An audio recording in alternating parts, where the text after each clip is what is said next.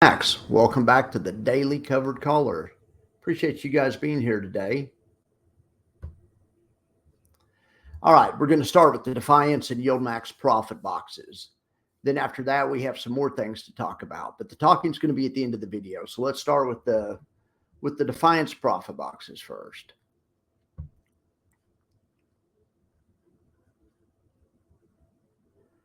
All right, here's triple QY. These guys, they sold the 24.90 strike for 75 bucks.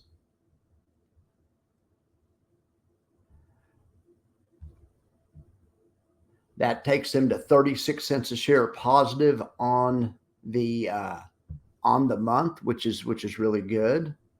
Let's see, right? So they sold the 24.90 strike. Right now, the market is trading at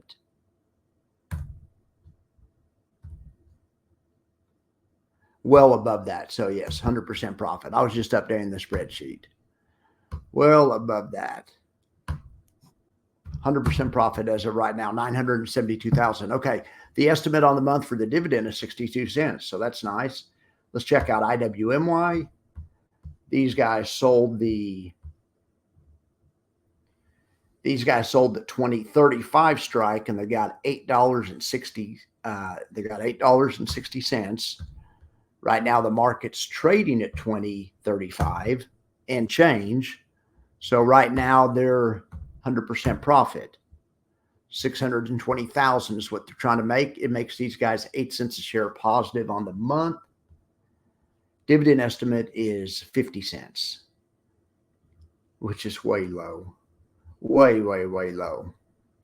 All right. It's early in the month. I'll have plenty of time to work on the numbers and check them and make sure they're right between now and then, now and the end of the month, now and the time we have to get serious about estimating. All right, so these guys sold the 55.85 strike. This is JEPY. They trade SPX. They got nearly $14 for it. They sold the 55.85 strike. Market's trading at 55.97, so that's great. It's out of the money. So if in the sense of a put, it's out of the money. Be in the money if it was a call. All right, so that's a full profit for these guys, nearly 300,000, 23 cents a share. Dividend estimate is only 38 cents, though. Oh my gosh.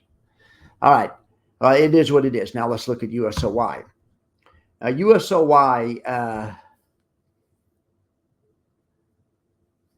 USO, my spreadsheet doesn't work with USOY.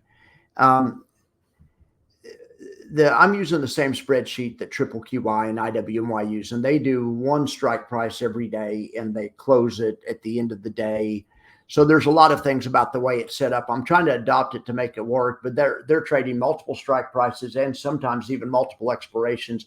I tried to color code it to make it easier, but in any event, the only one that's open right now is 920 of this 82.5. These don't expire until Friday.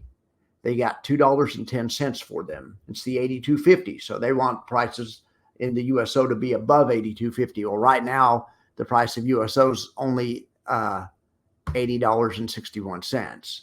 Okay, so it has some work to do, but it has a couple of days to get there. Anyway, if this was closed right now, they're going for 193,000. If they had to close this right now, it'd be a $19,000 winner. But because it's because it needs to go up more. But there's a couple of days. They're looking for prices of at least 82.50. So then we can look at it graphically. They had two strikes. They had a two-strike ladder they were working right here, the 81.50s and the 82s. And then they covered those. They closed those. As the market pulled back, those dropped in value. They covered them, and then they rolled out to next week. That's why this one goes out further. I'm sorry, they didn't roll out. They don't have daily expirations. They have Wednesday and Friday expirations. They covered these. These expire Wednesday anyway. So these were going to expire at the end of the day today in any event. But they covered them for not very much, for pennies. In fact, we can go look at that. That's why this show's a little bit late. This USO sheet is it's hard to reconcile every day because they trade at different times of the day. And anyway, it's just that the spreadsheet I've designed doesn't work for this. So I've had to adapt it. I'm gonna have to do a new spreadsheet. I'm probably just gonna have to rip off the one that Rod does, and the one that, and everyone's ripped him off, but kind of the industry standard. I'll probably just have to do that one, because this just doesn't cut it. But so they did close the. Okay, so right here, you can see right here, buy to close. They closed the 82 and the 83, 695 at the 83 for 245. So there's that. It's on that line. The 83, they sold it for $1.16 and had to pay $245 to get out of it.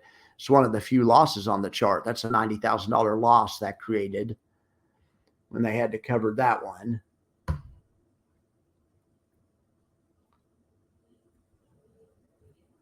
And then they also bought the 82 strike back for $1.79.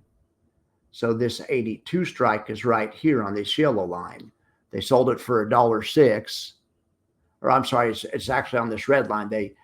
This 82 strike, they sold it for $1.08, and they had to buy back for $1.79. So that's creating a $15,000 loss. So it really leaves the only one that's open is 920 lots of the 8250. So anyway, we'll keep an eye on that. Let's go to the yield max ones. Sorry, that's such a mess. That's a great fund. The spreadsheet doesn't do it justice, though. That spreadsheet absolutely sucks. It just doesn't work. It only works for daily options. It'd be nice when USO has daily options. They just write one a day. It's real mechanical, like triple QI. Triple QI is so easy to track because it's mechanical. They do the same thing every day. It's a piece of cake. All right, so let's look at Tesla, see what it's doing. So Crash, which is the inverse Tesla, has a call that's about to go on the money. These guys are short Tesla stock through a synthetic. So as the market keeps short squeezing up, they keep losing money like crazy. That's why Crash is trading at $12, at $13 basically. It started at $20, a month ago or something. It's already dropped $7, but it's just because it's a short Tesla fund, and Tesla's been blowing up. So worst case scenario for a short fund right here. Well, anyway, just to totally cover just to make sure you don't have an unlimited loss, they buy it deep out of the money option, and it's a 265 strike, and they bought it way back here when they put these 170s on, when they were selling these 170s. Anyway, that's the kind of thing you never think it's going to come into play, but it may save them right here. If Tesla keeps going up, it's going to save them from losing even more. Their losses are capped right where they're at. And in addition to that, Tesla, which is the bullish yield fund, rolled out, and they rolled out to the 275 strike that expires next Friday. All right, so the inverse fund, which is Crash, their options still expire this Friday. They're just going to let them expire worthless, it looks like. They sold the 237.5 and the 230 put. And remember, they're short stock, so they're losing like crazy on their NAV because the stock's going up, but they're winning like crazy on their short put strategy. These short puts are expiring worthless every time. They haven't had a short put go in the money ever. I don't think. It doesn't look like. It looks like Crash has cashed all the money on the short puts. All right. It's just the market going up is hurting their short synthetic. Okay. Obviously, the Crash Tesla trade has been compared in that Jay interview last night to a short strangle. But in a short strangle, you have theoretically unlimited loss. I mean, so it's an anti-volatility play. You're looking for a market to stay in a range. The market goes out of that range and you're doing a short strangle, you're going to have a losing trade, which is what's happening here.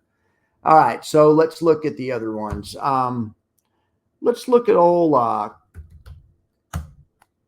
Coney. This is Coinbase, of course. They have a 2-strike ladder. They just wrote this 230 strike, but they've had the 235 for a while. So they have a 2-strike ladder, plenty of room to appreciate. So we'll see. Here's NVIDIA. Now this thing started to rock and roll again. They have a 2-strike ladder, but it's both strikes are blowing out at this point. They sold the 133s and the 132s. Do they not have something higher? For some reason, I thought maybe they had something higher. Anyway, if they do and I missed it, my apologies. Or maybe that was another stock. Maybe that was another stock. I've been working all morning trying to update these. Maybe I was getting confused with Coinbase because they added this 230 strike. I don't know. All right, so let's look over here at Misty. Misty's just been pulling back like crazy, or Mr. and Misty has been pulling back like crazy. I never hardly talk about it anymore. They have a good old 2-strike ladder. So, all right, let's see what else is on the sky. Oh, well, let's look at AMD. I forgot. Old AMD. God, this thing's is going parabolic. They blew out all 3 of their strikes last week. Then they rolled to the 183. They rolled these 3 strikes into 1 strike. And now they've blown out that one. Or they're actually right at max profit with a couple of days to go. We'll see what they do.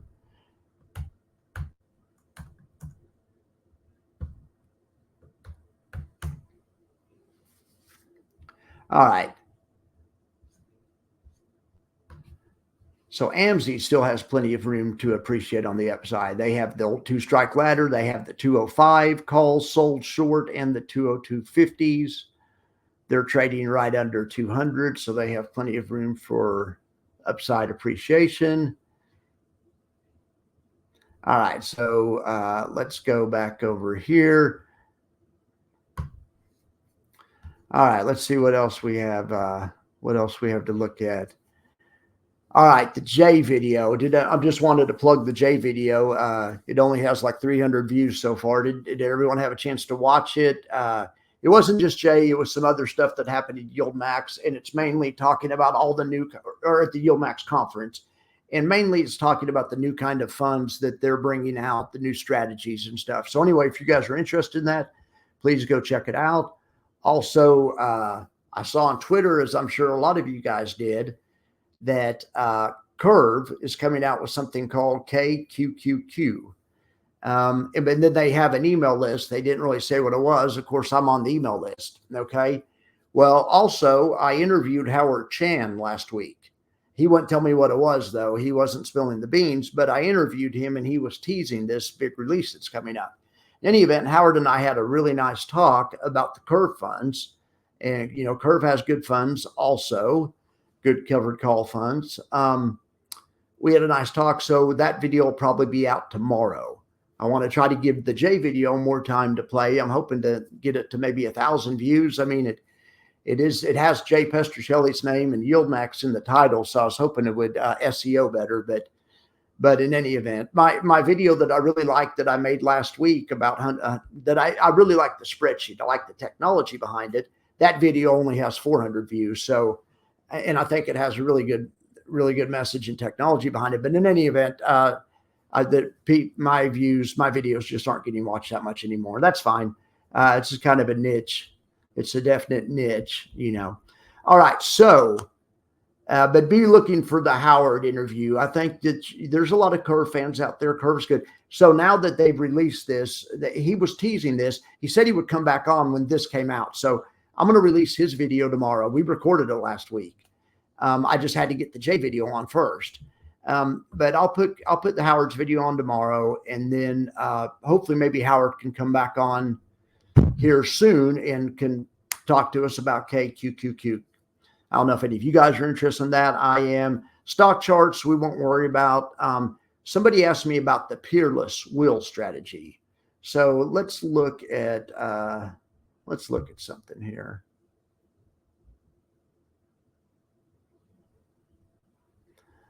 All right. I was just going to check this out live.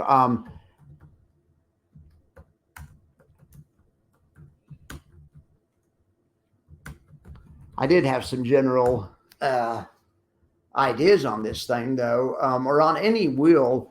If you like wills, that you know ULTY is a will, that I don't buy that you have to do the sell the put and then do the cover. They're all the same thing. It's just mechanically doing it. If you're just mechanically selling puts one thing after another, in a cash secured environment and just rolling them. It's the same thing. So ULTY is, I would just point that out, that is a will strategy, in my opinion. It's going to have the same profit and loss and same stuff like that. Now, the will strategy in real life comes in handy when maybe you're a young guy and you actually want to build a portfolio or build a position in something. Yeah, I'm not knocking that, but I'm knocking as an income strategy where you're just hitting the freaking short puts all the time. That's a will strategy, whether people realize it or not.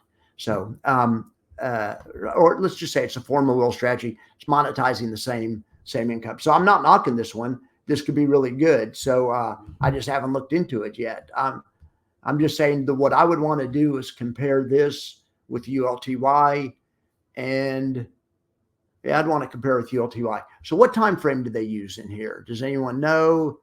Probably monthly. Writing out of the money puts. See, they don't write in the money puts like some of these other ones do, because that's basically a covered call. This maybe is a true out of the money. So this is more, yeah, okay, I could see the out of the money part making it more willish. I guess I could see that. All right. An out of the money put or selling a put, doing a covered call, it's all the same. It's basically all the same thing. So,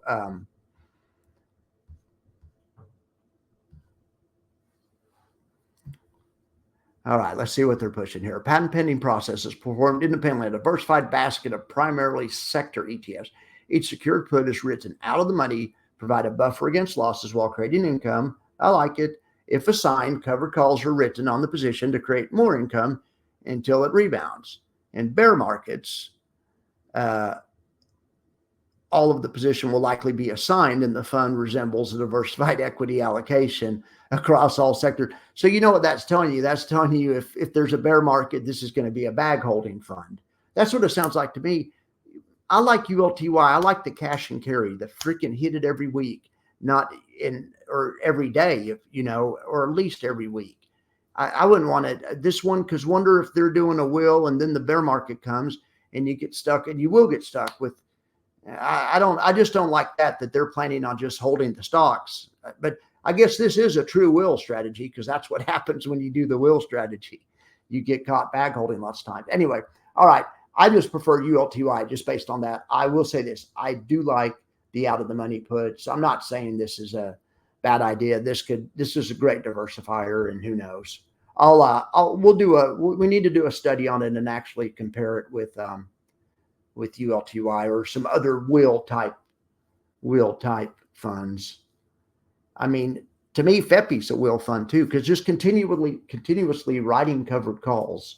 It's the same thing. Selling a put, writing a covered call. It's the same mildly bullish strategy that just wants the market to stay. It's the same thing. So I'm concluding FEPI in the broader scheme of things, and ULTY is kind of will strategies. All right. But this is a pure will, because they are going to actually hold the stock. So, all right. Let's see what we have to look at now. Let's go back over here.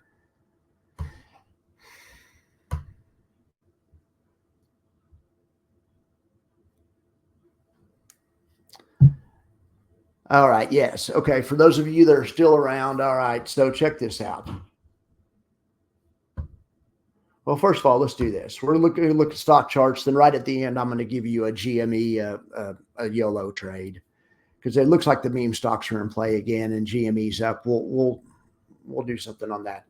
But let's look here at the cash markets. Okay, so we haven't really looked at the profit boxes yet. So here's NASDAQ. We talked about these, being a full profit, but there's NASDAQ. It was barely even in the money for a second. So that bodes well for triple QI. Look at this, face ripping on a high of the day. Holy cow. Wow. Well, that's good. And that also bodes well for this one, even though that bodes well for Russell. Nice job, Russell, full profit there. And that bodes well for the U.S. economy. So that usually sometimes pulls oil prices up with it, which, that's not as direct of a link. But anyway, USO is up today on the highs of the day, or close to the highs of the day. All right, and we've seen the yield max stocks. So let's look at this. Let's look at this really quick. So if you guys are interested, and I haven't even seen the Roaring Kitty, I just saw something that I don't know.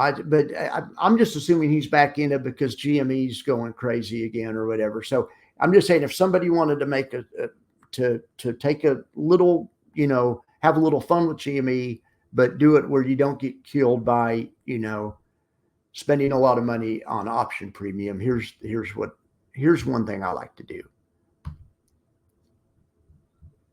Okay, so build a double diagonal. Start with the double diagonal. Now this relies on these options being really active, and let's see, yeah, this relies on these options being super active, and so this one's bid at 61, asked at 74, and this one's not actually all that liquid, but let me try to find a more, yeah. So we could do something like this.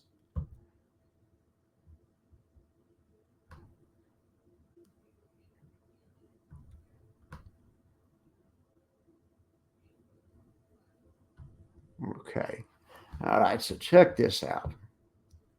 This is actually, believe it or not, this would actually be a decent way to play this meme stock, this meme play. I mean, it's a way. You do it for $29 debit. Most you're going to lose is about $300. But what you're really trying to do is you're selling this 30 option. This 30 strike option's $1, even though it's like 9 points out of the money, with a week to go or something. So basically, you're selling the 30 call and the 25 put that expire next Friday. And to hedge it, you're buying the 28 call that expires, the 28 call and the 23 put that expires the Friday behind that. What that does is it gives you a profit and loss graph that looks like this. But more importantly, what it does, it gives you a profit and loss graph that is sensitive to volatility in a good way, because that's what you're actually trying to play. This is a bet on prices going up, correct, but it's also a bet on increased volatility. If it comes out next week that he has a position, or or whatever, if he tweets and then volatility jumps 50%. So what I always call it the go nowhere price, the way you can tell your trade has an edge when you do an option trade. And in option view, one of the kind of ways you can tell is if the market goes nowhere and you have a profit. In this one, the market goes nowhere. Here's the profit and loss graph right now. The dotted lines where the market is, but the market goes nowhere between now and next week. This trade will be worth $103, but that's because of the options that expiring worthless. And that's because the options you sold are losing value faster than the options we bought. All right. But in any event, the worst you can lose, worst case scenario, if the market stock goes to zero, GME goes to zero, you lose $220. Okay. And if the stock goes to infinity, it looks like you make 180. But what you're really playing for is a little boost in the volatility, maybe, and the stock to go up a little bit, like right to 30, because 30s are sold strike. That would be your max profit. This could be a $400 or $500 winner, even if you didn't hold it till expiration. If you held it in the middle of next week and you got a little pop, you're looking at a $290 winner. And you're looking at, even if the market goes nowhere, making $204 off time decay. This is an income trade, and you have a huge buffer. It looks like there's about a 15% buffer before you lose money. But if GME goes down, and if GME goes down, you're going to lose money. You'll lose $229 if GME drops 30%. If volatility drops 30%, you won't make as much money off time decay if the market doesn't go anywhere, and you won't have as much of a buffer. But the max you can lose is $229. In any event, write me in the comments if any of you guys like these kind of trades. This is just one of many ways to play meme stocks. And of course, I was going to say, if that's not big enough, you can do it 10 times. Gosh darn it, I meant to do it. Well, anyway, you can do it however many times you want. But per contract is $229. So just figure out how much you can afford to lose, or how much you want to make, because this is like making a bet on a football team or something. I mean, basically. So if you're depending on your confidence, if you want to spend, $500 on it, do 2 lots. Do the same thing. A double it's just a double diagonal. You can enter it as one. You can enter it as one trade. And in fact, that's the best way to enter it. In any event, here, let me put this back to normal.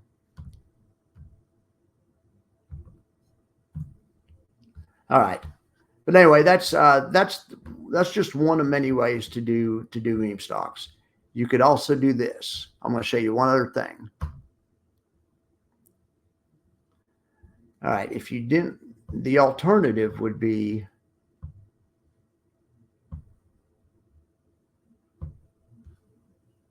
I'm just showing you the way we're trying to beat. Okay.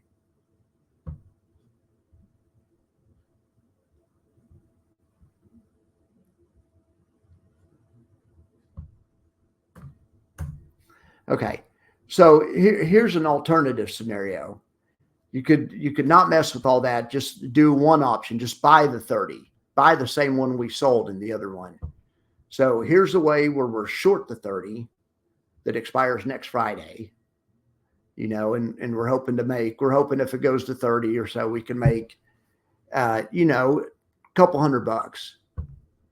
This one, though, if it goes to 30, we don't make anything. All right. To make a couple $100, it has to go to 34. But so this one is not an income trade. We're going to lose money on this one more times than not. This one is bleeding theta. The way you can tell that is because the price, if it goes nowhere, you lose money. Well, that's the time decay. So if you don't want to mess with that four-legged trade, you could just do this. The other way, the reason I like the other trade is because the market doesn't even have to move, and it gives you a pretty good buffer. And if volatility goes up, which is usually what happens in these situations, I mean, if it gets going again, it's not unusual for volatility to double or something. But anyway, we'll see. But that's what you're playing for. You're playing for volatility to go up and the price to either stay the same or go up. If you do it this way, where you just buy an out of the money option, that's a fine play too, and you have unlimited upside. But it's a different play. Just be aware it's not an income trade. It's a different way of doing it. All right. So I hope you guys like that. I like those little double diagonal trades. I don't know anything about the Roaring Kitty situation. I just saw that GME was up today.